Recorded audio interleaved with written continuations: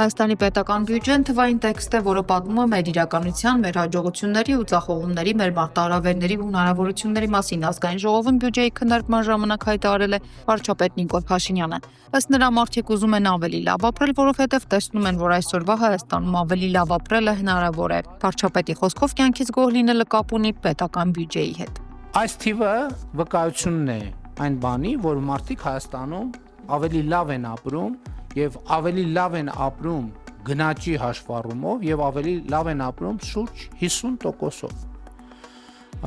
Այսինքն իրենց ապրածի կեսի չափով, եթե պատկերավոր նկարագրենք, ավելի լավ են ապրում։ Սա իհարկե չի նշանակում, որ մարդիկ Հայաստանում գոհ են իրենց կյանքից։ Նախ այս ասածս վերաբերվում է աշխատող մարդկանց, բայց մյուս կողմից տեսնում ենք, որ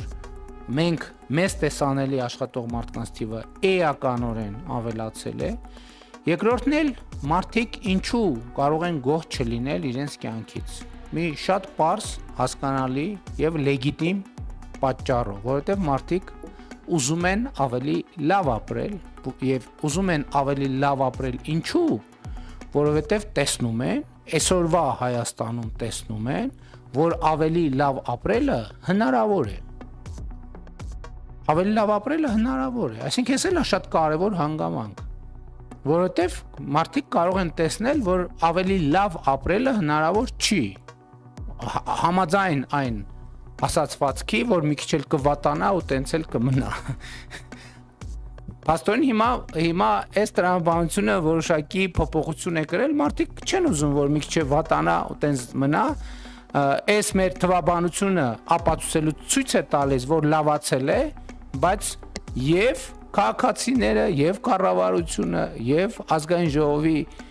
մեծամասնությունը առավել եւս լեգիտիմ կերպով համարում են, որ այնքան չի լավացել, որ մենք գոհ լինենք այդ լավացման աստիճանից։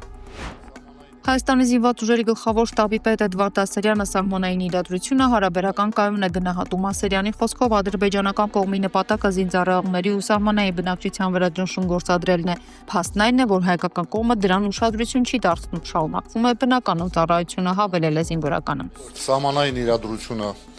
ես գնահատում եմ հարաբերական կայուն։ Այո, կարակոսներ հնչել են, հնչում են, բայց դրանք նպատակային չեն, թիրախային չեն, այն կարակոսները, որոնք կոնկրետ թիրախավորում են, դրա մասով մեր պաշտոնական լրահոսը գերատեսչության ինքը տեղեկատվություն տալիս։ Ես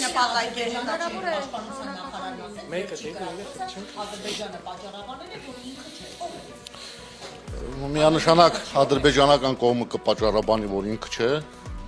բայց իրականում իրենք են, այո, իսկ նպատակները, որ տալիս եք նպատակներ, ու առաջին կարակող կողմը ավելի լավ կիմանա իր նպատակները,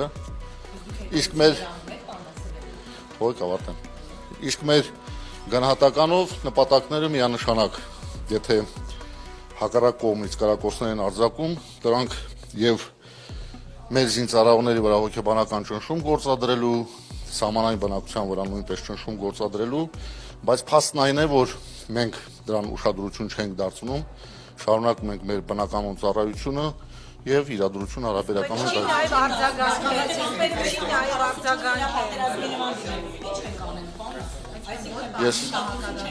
Հիմա ես որ հարց պատասխանում։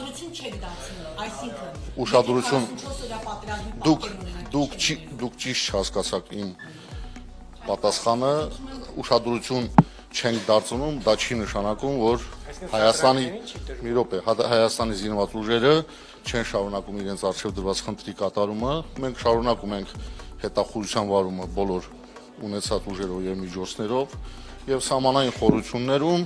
հակառակորդի կողմից ոչ մի նմանատիպ սադրիչ քաղաքականության գործողություններ չկան։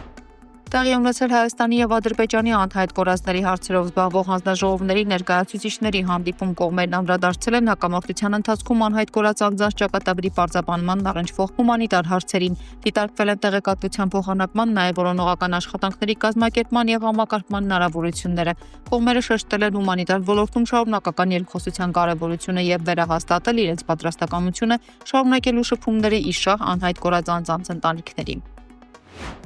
Հայաստանի ոստիկանապետի փոփոխությունը համակարգի ընդհանուր կադրային փոփոխությունների բարեփոխումների համատեքստում է եւ այս հարցում ինտրիգներ պետք չէ փնտրել։ Այսօր ազգային ժողովում պաշտպանության եւ անվտանգության հարցերի ու ֆինանսավարկային եւ բյուջետային հարցերի մշտական հանձնաժողովների համատեղ նիստում ասել է ներքին գործերի նախարար Արփինե Սարգսյանը, պատասխանելով Հայաստան խմբակցության անդամ Գեգամ Մանուկյանի հարցին, թե ինչ պատճառով է հրաժարականի դիմում ներկայացրել նախկին ոստիկանապետ Արամ Հովհաննիսյանը։ Ներքին գործերի նախարարությունում իմ նշանակումից հետո կադրային տարբեր փոփոխություններ են եղել եւ կարծում եմ կադրային փոփոխությունները շատ բնական են եւ որևէ արհեստական բան կադրային փոփոխությունների մեջ չկա։ Եվ կադրային փոփոխությունները գալիս են ինչ որտեղ նաև օգնելու, որ մենք նոր հայացքով, նոր մոտեցմամբ նայենք այն հարցերին, որոնց որ տարիներ շարունակ կարող ենք մեկ այլ հայացքով նայել բնականորեն։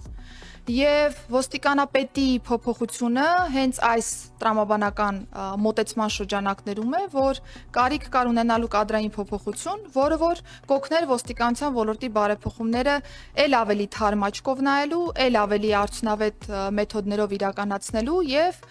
գնալու առաջ։ Սա է եղել բացառապես պարոն Հովհաննիսյանի ազատման պատճառը, պետք չի փնտրել ինտրիգներ, պետք չի փնտրել միջանձնային տարբեր հարցեր, պետք չի փնտրել այլ հիմնավորումներ, որոնք որ կարող էին ձեր պատկերացմամբ լինել պաշտոնից ազատման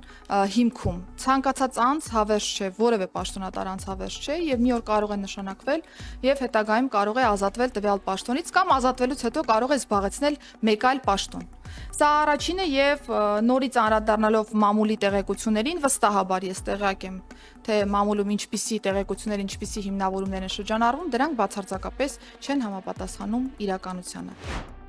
Հայաստանի արտգործնախարար Արադ Միրզոյանն ընդունել է Հյուսիսային Եվրոպայի եւ Բալթյան երկրների արտաքին գործերի նախարարությունների քաղաքականորեններին ու ներկայացուցիչներին հանդիպման մեկնարկին նախարար Միրզոյանը նշել է, որ այցը տեղի է ունենում մի ժամանակահատվածում, երբ Հայաստանը խորացնում է հարաբերությունները նորդիկ Բալթյան երկրների հետ։ Միրզոյանը ներկայացրել է Հայաստանի արտաքին քաղաքական առաջնահերթությունների կյանքի կոչման ուղղությամբ իրականացվող քայլերը եւ այդ ճանապարհին միջազգային գործընկերների հետ փոխգործակցության զարգացման տեսլականը։ Հայաստանի արտաքին քաղաքական գերատեսչության ղեկավարն անդրադարձ է կատարել խաղաղության նորակարգին եւ Հարավային Կովկասում խաղաղության հաստատման համատեքստում շեշտել Հայաստանի եւ Ադրբեջանի միջև խաղաղության պայմանագրի ստորագրման կարեւորությունը։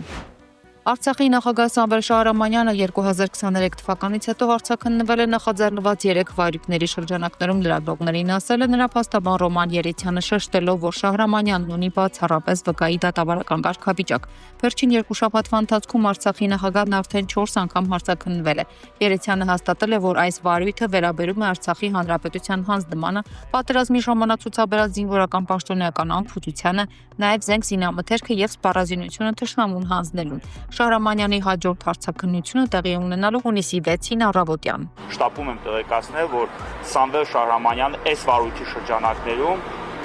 Ջալավյանի հետ որևէ առնչություն չունի։ Այս վարույթի շրջանակներում իրան անգամ Սամվել Շահրամանյանին իրան առնչվող, այսինքն կոնկրետ ձեր նշված անձին առնչվող որևէ հարցեր չեն հնչեցվել եւ առհասարակ նրա լուսանկարների համատեղ հրապարակումը ես համարում եմ ոչ տեղի։ Ինչ վերաբերում է Սամվել Բաբայանին, կրկին կաշկանդված լինելով նախաքննության գաղտնիքը չհրապարակելու դիրքորոշմամբ կամ տվածը ստորագրությամբ ես կրկին չեմ կարող այդ տվյալները մեջ բերել։ Այնուամենայնիվ պետք է հաշվի առնել, որ Սամվել Բաբայանը հանդիսացել է ժամանակին հանդիսացել Արցախի հանրապետության անվտանգության խորհրդի քարտուղար եւ ունեցել է Արցախում քաղաքական երկրորդ թիմի, եղել է քաղաքական երկրորդ թիմը ազգային ժողովում անգամ երկրորդ տեղն է զբաղեցնում եւ բնականաբար նորմալ եմ համարում, որ այս վարույթի շրջանակներում ինքը եւս արձակվում է։ Մեզ հայտնի են դարձել որոշակի տվյալներ, ինչի շրջանակներում էինք արձակվել, ինչպիսի տվյալներ էինք ներկայացրել վարույթն իրականացնող անդամին։ Կիսում ենք նրա մոտեցումը, չենք կիսում, կամ առհասարակ այդ կապակցությամբ ինչ դիրքորոշում ունենք, եւս չեմ կարող ասել, որովհետեւ դրանք արտահայտված են Արցախի հանրապետության նախագահի Սամվել Շահրամանյանի տրված պատասխաններին։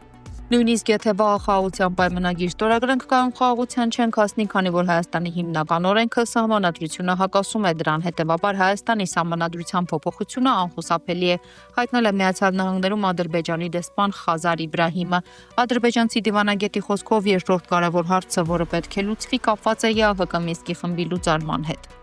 Մենք ավարտել ենք Հայաստանի հետ խաղաղության համաձայնագրի նախագծի մշակումը, հուսով ենք, որ կկարողանանք այն ստորագրել, սակայն ինչպես միշտ ասում ենք մեր հայ գործընկերներին, կան մի քանի կարևոր եւ բազմակողմանի հարցեր, որոնք պետք է լուծվեն ստորագրումից առաջ։ Այդպիսի հարցերից մեկը Հայաստանի սահմանադրության այն դրույթն է, որը դեռևս արտացոլում է Ադրբեջանի նկատմամբ տարածքային պահանջներ։ Մինսկի խումբը միայն թղթի վրա է եւ խորհրդանշական բնույթ է կրում։ Մինսկի խմբի լուծարումը ցույց կտա, որ հակամարտությունն իսկապես ավարտվել է։ Իրականում այն ավարտվել է եւ մենք շարժվում ենք դեպի ավելի խաղաղ տարածաշրջան, որտեղ Հայաստանի եւ Ադրբեջանի միջև կլինի ոչ միայն խաղաղություն, այլև զարգացում, բարգավաճում եւ կայունություն։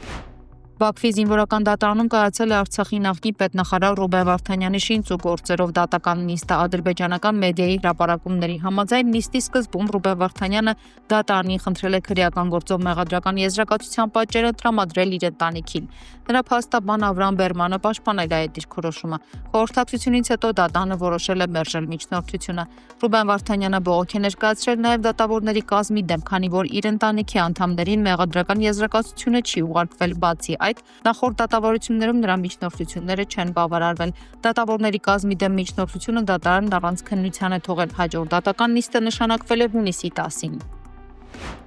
Թուրքիայի արտգործնախարար Հական Ֆիդանը հնարավոր է համարել Թուրքիայի, Ռուսաստանի ու Ուկրաինայի նախագահների մասնակցությամբ գագաթնաժողովի անցկացումը Ստամբուլում պաշտոնականական պատրաստ է կազմակերպել նմանատիպ հանդիպում, ընդգծել է Ֆիդանը եւ հավելել Թուրքիան մշտապես հետեւողական դիրքորոշում է պահպանել եւ դեմ է տարածաշրջանում պատերազմին։ Մենք մոտեցել ենք պատերազմի 4-րդ տարվան եւ արդեն խոսքը միայն երկու երկրի մասին չէ։ Նրանց թիկունքում կան այլ պետություններ, որոնք հստակ դիրքորոշում են որդեգրել, նշել է նա։ Ֆիդանը հիշեցրել է Թուրքիայի նախագահ Ռեջեփ Թայիփ Էրդողանի նախաձեռնած քայլերի մասին ուկրաինական ճգնաժամի շրջանակներում, այդ թվում Սևծովյան հացահատիկի շուրջ ձեռք բերված համաձայնագիրը, մինչև այդ էլ Ստամբուլում անցկացվել էին ռուս-ուկրաինական բանակցությունների երկրորդ փուլը։